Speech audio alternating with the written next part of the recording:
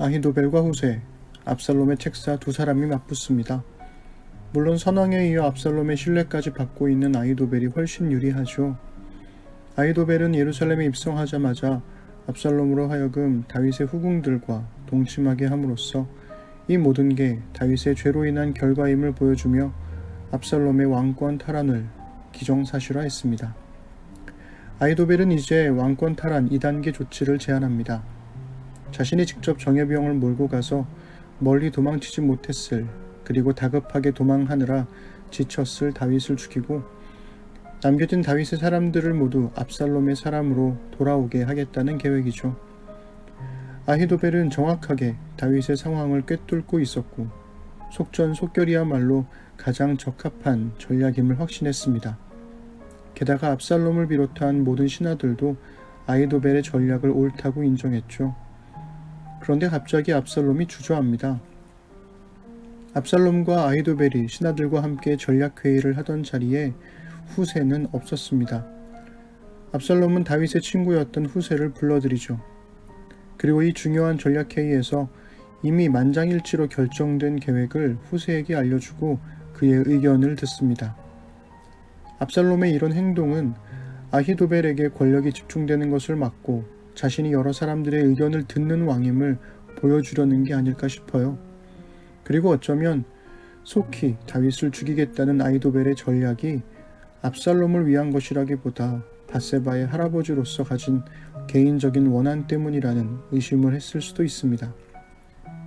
아히도벨이나 후세나 지금 이 순간이 자신들의 운명을, 그리고 각자가 섬기는 주군의 운명을 가를 중요한 순간임을 직감했을 겁니다.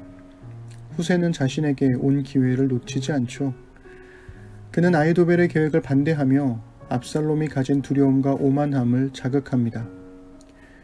다윗과 함께한 사람들은 모두 용사들이다. 그들은 백전노장들이다. 압살롬도 아버지에 대해 들은 바가 있으니 알 거 아니냐. 속전속결하려면 다윗이 어디에 있는지 알아야 하는데 알 길이 없다.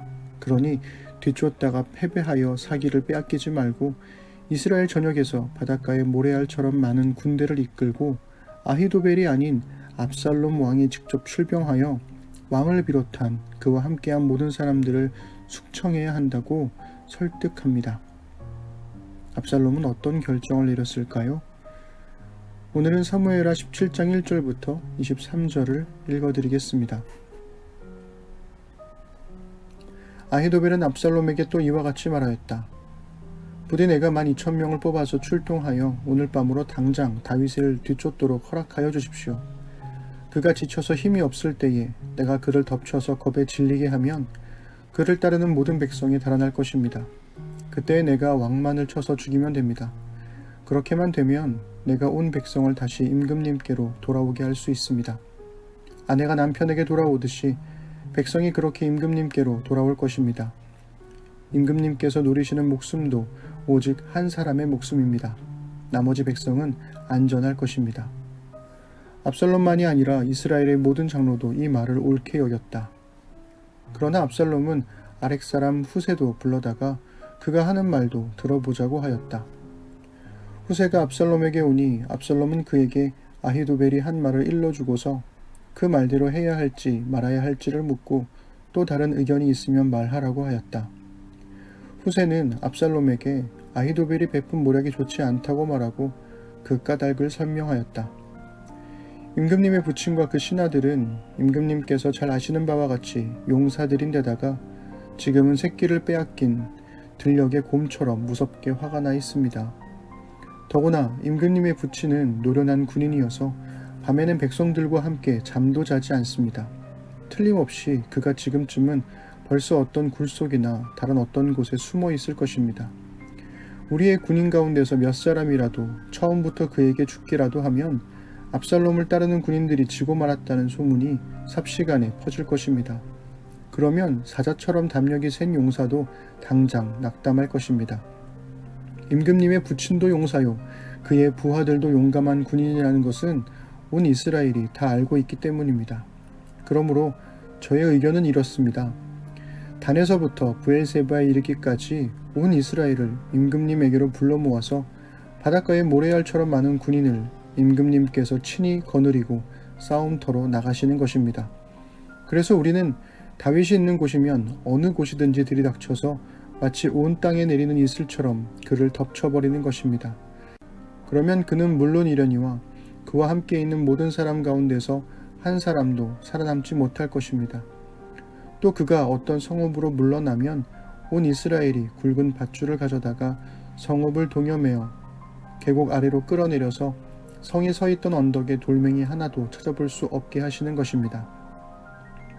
그러자 압살롬과 온 이스라엘 사람이 아렉 사람 후세의 모략이 아히도벨의 모략보다 더 좋다고 찬성하였다. 주님께서 이미 압살롬이 재앙을 당하게 하시려고 아히도벨의 좋은 모략을 좌절시키셨기 때문이다. 후세는 곧 사독 제사장과 아비아달 제사장에게 아히도벨이 압살롬과 이스라엘의 장로들에게 어떤 모략을 베풀었는지 그리고 자기가 또 어떤 모략을 베풀었는지를 알리고서 다음과 같이 말하였다. 이제 빨리 다윗 왕께 사람을 보내서 오늘 밤을 광야의 나루터에서 묵지 마시고 빨리 강을 건너가시라고 전하십시오. 그렇지 않으면 임금님만이 아니라 임금님과 함께 있는 백성까지 모두 전멸을 당할 것입니다. 한편 아비아달의 아들 요나단과 사독의 아들 아히마아스는 예루살렘 바깥의 엔 로겔 샘터에서 대기하고 있었다. 그들은 사람들의 눈에 띄지 않으려고 성 안으로 드나드는 것을 삼갔다. 거기에 있다가 여종이 그들에게 가서 소식을 전하여 주면 그들이 그 소식을 받아서 직접 다윗 왕에게 전하곤 하였다. 그런데 그만 한 젊은이가 그들을 보고서 압살롬에게 가서 일러 바쳤다. 탈로가 난 줄을 알고서 두 사람은 재빨리 그곳을 떠나 바후림 마을로 가서 어떤 사람의 집으로 들어갔다. 그 집 마당에는 우물이 있었는데 그들은 그 속으로 내려갔다. 그 집 여인은 덮을 것을 가져다가 우물 아귀에 펴놓고 그 위에 찌운 보리를 널어 놓아서 아무도 눈치를 채지 못하게 하였다. 압살롬의 종들이 그 집으로 들어와서 그 여인에게 물었다. 아히마아스와 요나단이 어디에 있느냐? 그 여인이 그들에게 대답하였다. 그들은 방금 저 강을 건너갔습니다. 그들이 뒤쫓아갔으나 찾지 못하고 예루살렘으로 돌아갔다. 그들이 돌아간 뒤에 그 두 사람이 우물 속에서 올라와 다윗 왕에게 가서 이 소식을 전하였다. 그들은 다윗에게 아히도벨이 다윗 일행을 해치려고 어떤 계획을 세웠는지를 알리고 어서 일어나서 강을 건너가라고 재촉하였다. 그러자 다윗이 자기와 함께 있는 온 백성을 거느리고 거기에서 떠나 요단강을 건너갔는데 날이 셀 때까지 요단강을 건너지 못한 사람은 하나도 없었다.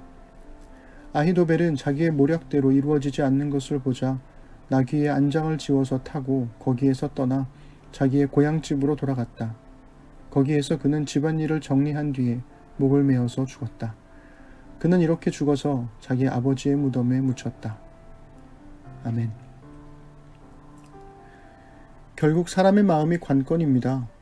얼마나 합리적이냐, 얼마나 정교한 계획이냐가 아니라 그 계획을 할지 말지를 고민하는 사람의 마음이 일의 성패를 결정하죠.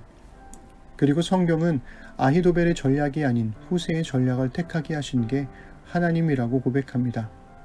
사람의 마음이 관건인데 그 사람의 마음은 오직 하나님께 달려있다는 게 성경의 고백인 셈이죠. 하지만 언제 뒤바뀔지 모르는 게 사람 마음이기도 합니다. 이미 결정된 전략도 뒤바꿀 수 있는 압살롬이라면 한 번 더 바꾼다고 해서 이상할 일이 아니죠. 그래서 후세는 서둘러 제사장 사독과 아비아달에게 이 정보를 알리고 사독과 아비아달은 서둘러 그의 아들들 즉 아히마아스와 요나단에게 정보를 알립니다. 그리고 이제 아히마아스와 요나단은 다윗에게 이 정보를 알려야 하죠. 그런데 아히마아스와 요나단의 첩보 활동이 발각된 겁니다. 다행히 첩보의 내용은 발각되지 않았지만 만약 추격대에 붙잡힌다면 모든 게 물거품이 될 수 있습니다. 두 사람이 숨어 들어간 마을이 바후림 마을이라는 것은 그들의 다급한 상황을 잘 보여줍니다. 바후림 마을은 다윗을 저주했던 시므이가 살던 곳이었고 사울 왕가의 지지 세력이 있는 곳이었으니까요. 하지만 뜻밖에도 바후림 마을의 한 여인이 두 사람을 숨겨줌으로써 모든 위기가 해소됩니다. 정보를 들은 다윗은 함께한 백성들과 함께 밤새 요단강을 건넜고 압살롬의 책사 아히도벨은 반란의 실패가 눈앞에 뻔히 보여 고향으로 돌아가 죽음의 요단강을 건넙니다. 아이도벨에서 후세로, 후세에서 사독과 아비아달에게로, 아히마아스와 요나단에게로, 바울임 마을의 한 여인에게로. 한순간이라도 한 명이라도 마음이 변한다면 실패할 수밖에 없는 전략입니다. 일의 성패는 사람의 마음과 생각을 붙드시는 하나님께 달려 있습니다. 우리가 기도해야 할 이유이기도 하죠.